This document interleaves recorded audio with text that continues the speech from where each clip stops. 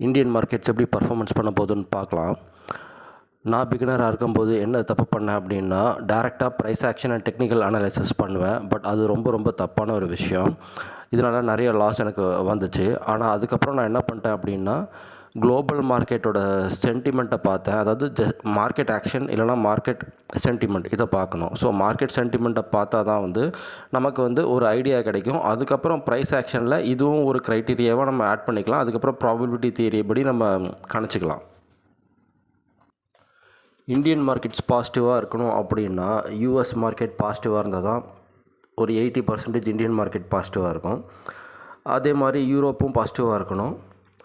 அதே மாதிரி ஃபுல்லாக ஏஷியன் மார்க்கெட்டும் கொஞ்சம் பாசிட்டிவாக இருந்தால் தான் 100% நம்ம பாசிட்டிவ் அப்படின்னு சொல்ல முடியும். ஏன் யூஎஸ் மார்க்கெட் நம்ம டிபெண்ட் பண்ணி இருக்கோம் அப்படின்னா, யூஎஸ் மார்க்கெட் தான் ஒரு குளோபல் சூப்பர் பவர். அவர் தான் யூஎஸ் தான் ஆலமரம் மாதிரி. அதுலேருந்து தான் மற்ற கிளைகள்லாம் வர மாதிரி அவங்க தான் கண்ட்ரோல் பண்ணுறாங்க வேர்ல்டோட ட்ரேட்ஸ் எல்லாம். அதுக்கு எக்ஸாம்பிள் தான் இப்போ ஈரான் யூஎஸ் வார்லேயே நீங்கள் பார்ப்பீங்க. அமெரிக்காவுக்கும் ஈரானுக்கும் வார் வந்ததுனால எல்லா நாட்டோட கண்ட்ரிஸும் அவங்க இன்வெஸ்ட் பண்ண அந்த பணத்தெல்லாம் அந்த பர்டிகுலர் நாட்டிலேருந்து எல்லாமே வெளியே எடுத்துகிட்டு போகிறாங்க. ஸோ வெள்ளிக்கிழமை பார்த்திங்கன்னா யூஎஸ் மார்க்கெட் டோட்டலாக டவுனாக இருந்திருக்கு. என்னன்னா 1.5 புள்ளிகள் டவுனு. Nasdaq 2% down. அடுத்தது யூரோப் பார்த்திங்கன்னா ஃபுட்சி ஜெர்மன் இண்டெக்ஸு எல்லாமே பார்த்திங்கன்னா ஓவர் 1.5% மேலே டவுனு. இப்போ கிஃப்ட் நிஃப்டின்றது ரொம்ப முக்கியம் ஏஷியன் மார்க்கெட்டில். எது அப்படின்னா இது நம்ம நிஃப்டி 50 இண்டெக்ஸை 24/7 நம்ம ட்ரேட் பண்ணலாம் அப்படின்றது தான் கிஃப்ட் நிஃப்டியோட இன்னொரு அறிகுறி. அது டொமஸ்டிக் மார்க்கெட் ஆக்சஸ் கிடையாது, இன்டர்நேஷ்னல் மார்க்கெட் ஆக்சஸ்ஸு. ஸோ நம்ம மார்க்கெட் 330யோட க்ளோஸ் ஆன உடனே கிஃப்ட் நிஃப்டி இன்டர்நேஷ்னல் மார்க்கெட்ஸ்க்கு அவங்க இன்டர்நேஷ்னல் இன்வெஸ்டர்ஸ் உள்ளே ட்ரேட் பண்ணலாம். ஸோ அதுக்காக அது அவைலபிளாக இருக்குது. இது ஒரு ஹெட்ஜிங் பர்பஸ்க்காக யூஸ் பண்ண மாடல் இது. ஃப்ரைடே மார்க்கெட் விழுந்ததுக்கப்புறம் பார்த்திங்கன்னா கிஃப்ட் நிஃப்டியில் -1 புள்ளிகள் டவுன் ஆகிருக்கு. ஸோ அப்போ கேப் டவுன் இதில் கிஃப்ட் நிஃப்டியில் மைனஸில் இருந்ததுன்னா கேப் டவுனு, கிஃப்ட் நிஃப்டியில் பாசிட்டிவ் இருந்ததுன்னா நிஃப்டி 50 சென்செக்ஸ் எல்லாமே கேப் அப்பில் ஓப்பன் ஆகும். இதுதான் பிகினர்ஸ் தெரிய வேண்டிய முக்கியமான ஒரு விஷயம். ஸோ மார்க்கெட் சென்டிமெண்ட் என்ன அப்படின்னா டோட்டலாக நெகட்டிவில் இருக்குது. ஸோ அந்த ஒரு காரணத்துக்காக நாளைக்கு கேப் டவுன் ஓப்பனிங்காக சான்சஸ் ரொம்ப ரொம்ப அதிகம். அடுத்தது ப்ரைஸ் ஆக்ஷன் எப்படி இருக்குதுன்னு பார்க்கலாம். நான் சென்செக்ஸ் எடுத்து வச்சுருக்கேன். பிகினர்ஸுக்கு நிஃப்டி மட்டும் பார்ப்பாங்க, இல்லை பேங்க் நிஃப்டியை மட்டும் பார்ப்பாங்க.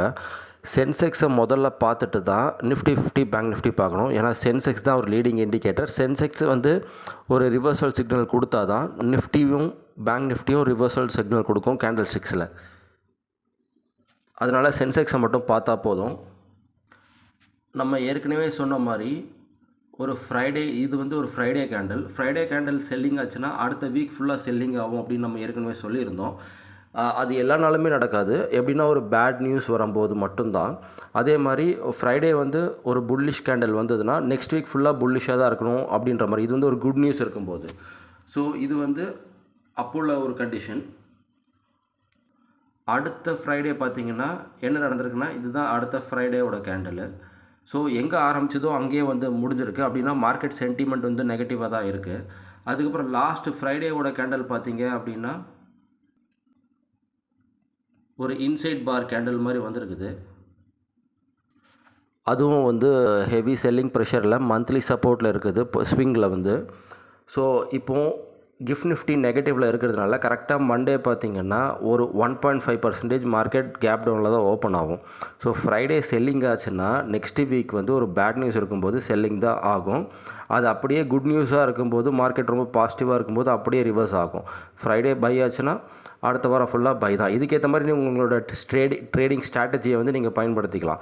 ஸோ முடிஞ்சளவுக்கு ஃப்ரைடேயில் ஒரு 2 மணிக்கு இல்லை 2 to 3:30க்குள்ளே நீங்கள் ஒரு ஷார்ட் பண்ணி வச்சுருந்தீங்களோ அப்படின்ற மாதிரி இருந்ததுன்னா இப்போ கேப் டவுன் வரும்போது நீங்கள் டோட்டலாக ப்ராஃபிட்டை புக் பண்ணிட்டு வெளில வரலாம். ஸோ இதெல்லாம் தான் எக்ஸ்பீரியன்ஸ் ட்ரேடர்ஸ் யூஸ் பண்ணுவாங்க.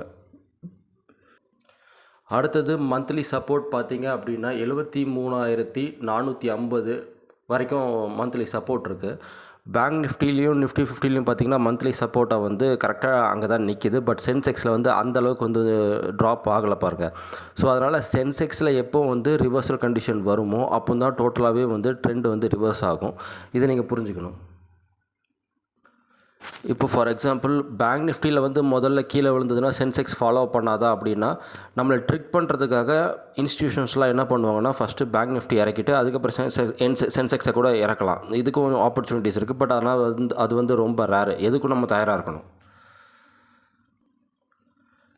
இப்போதைக்கு ஈரான் வார் வந்து நடக்கிறதுனால ஸோ எல்லாருக்குமே கேஸ் சப்ளை வந்து தடைப்படுறதுனால கண்டிப்பாக எக்கனாமிக் வந்து ரொம்ப ஹர்ட் ஆகும். அதனால் மார்க்கெட் ஃபுல்லாக செல் ட்ரெண்டை நோக்கி தான் போகும்.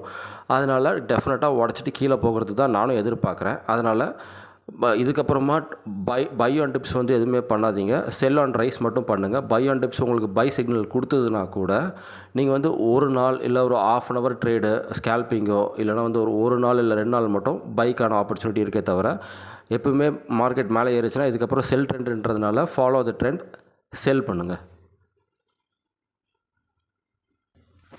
டிஸ்கிரிப்ஷனில் பிகினர்ஸ்க்கு வந்து எழுதியிருக்கேன். அவங்களுக்கு வந்து வேர்ட்ஸ் எல்லாம் வந்து சுத்தமாக புரியாமல் இருக்கும். மார்க்கெட்டோட லாங்குவேஜ் அதெல்லாம் வந்து தெரியறதுக்காக கொஞ்சம் கொஞ்சமாக டிஸ்கிரிப்ஷனில் எழுதிட்டே வரேன்.